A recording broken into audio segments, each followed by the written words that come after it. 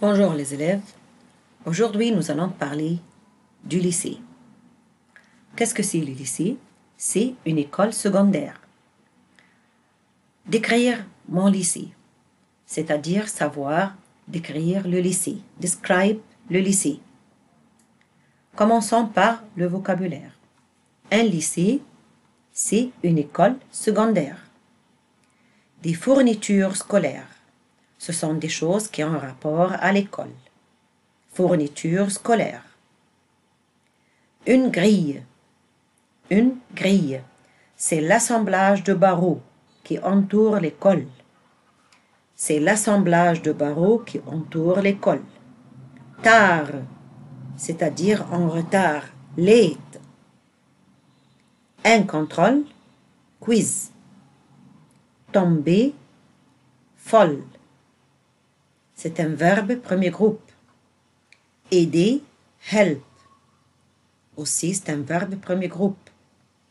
Attendre, wait. Alors ça, c'est un verbe troisième groupe. Maintenant, nous allons lire ensemble une autre fois. Un lycée, des fournitures scolaires, une grille, tard, un contrôle, tomber, aider, attendre. À midi et quart, c'est-à-dire le matin à 12h15. Mais on ne dit pas à 12h15. On dit à midi et quart. Quand l'heure arrive à 12h15, on dit à midi et quart. La cour, c'est playground, la cour. La récréation ou la récré. On dit récréation ou récré.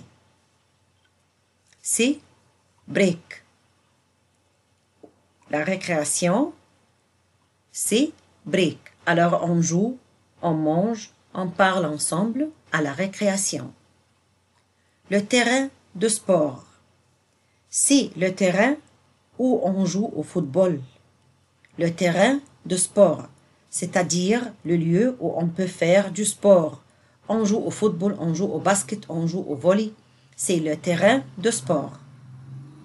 Le CDI, c'est-à-dire Centre de documentation et d'information. Le CDI, c'est le Centre de documentation et d'information. C'est la place ou le lieu où il y a des ordinateurs, des DVD, des CD. Alors, on peut faire des recherches, on peut surfer sur Internet. On appelle ce lieu ou cette salle le CDI, c'est-à-dire le Centre de documentation et d'information. À l'école, il y a un CDI.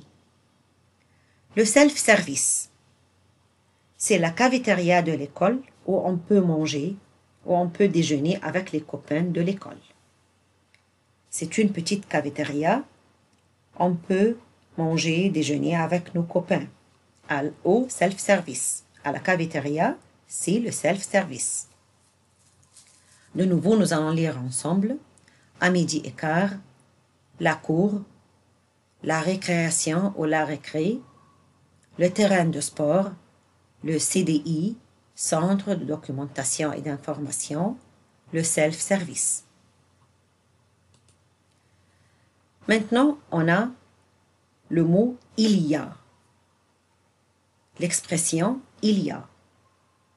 Que veut dire « il y a » ? Il y a, c'est-à-dire « there are » ou « there is ». There are ou « there is ». Il y a un gymnase au lycée.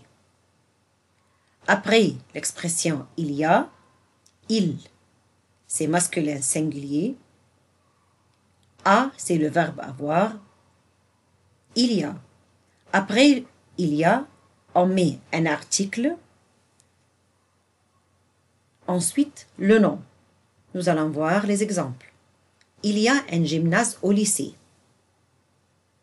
Il y a des terrains de sport. il y a une carte en classe.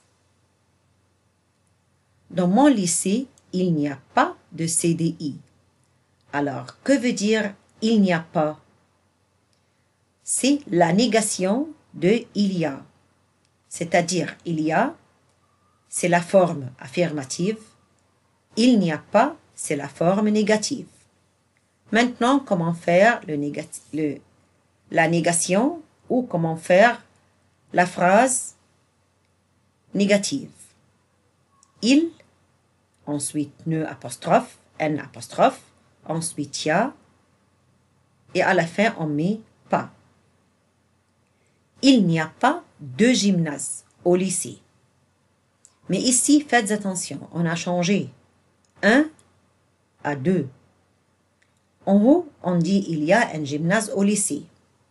En bas, on dit il n'y a pas de gymnase au lycée. C'est-à-dire, on a changé 1, article indéfini, par 2, parce qu'on a mis n et pas. Il n'y a pas de terrain de sport.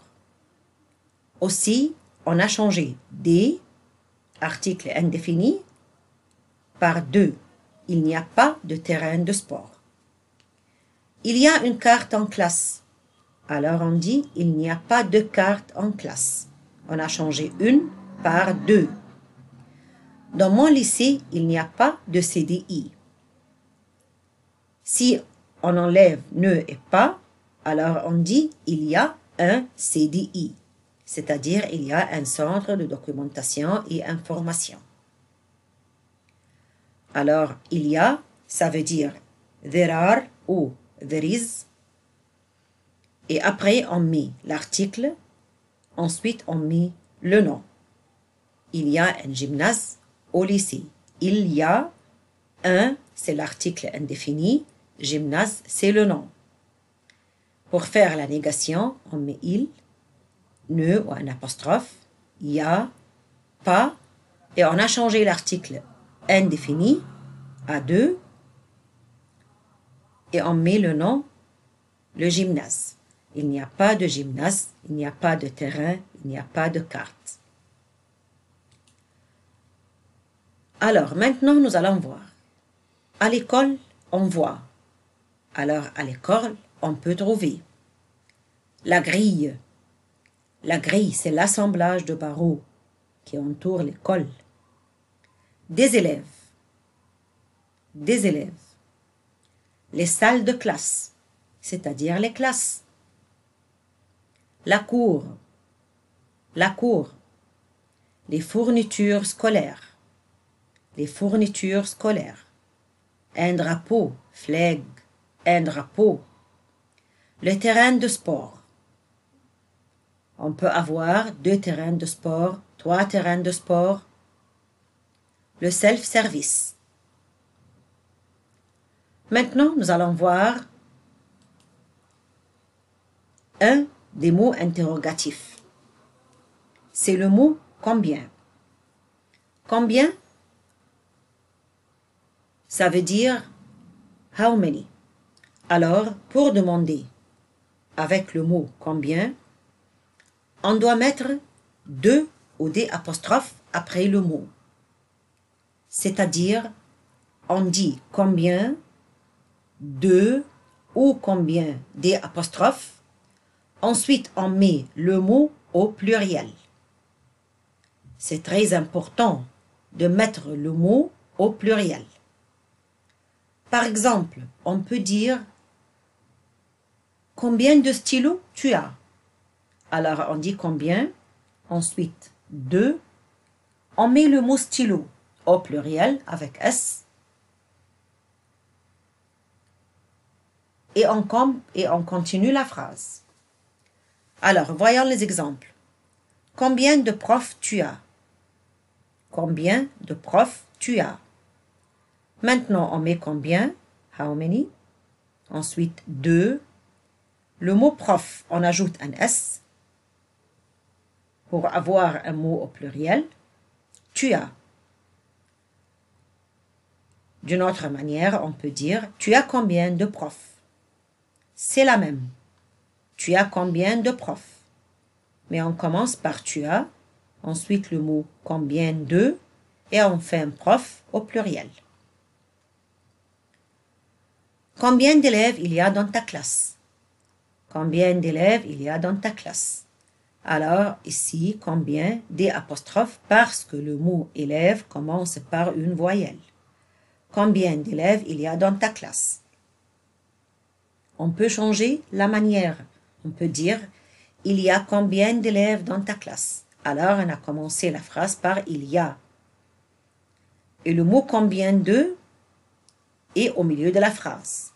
Il y a combien d'élèves dans ta classe? Mais en tout cas, on doit mettre combien, de ou des apostrophes, et ensuite un mot au pluriel. Combien d'élèves il y a dans ta classe? Je peux répondre et dire il y a 50 élèves dans ma classe. Il y a 20 élèves dans ma classe. Combien de profs tu as? Alors j'ai 8 profs, j'ai 7 profs, j'ai 5 profs. En tout cas, on doit faire attention. Le mot combien de ou combien des apostrophes doit avoir un mot au pluriel et ensuite on continue la phrase. Combien de profs tu as? Combien d'élèves il y a dans ta classe? Merci à votre attention et au revoir.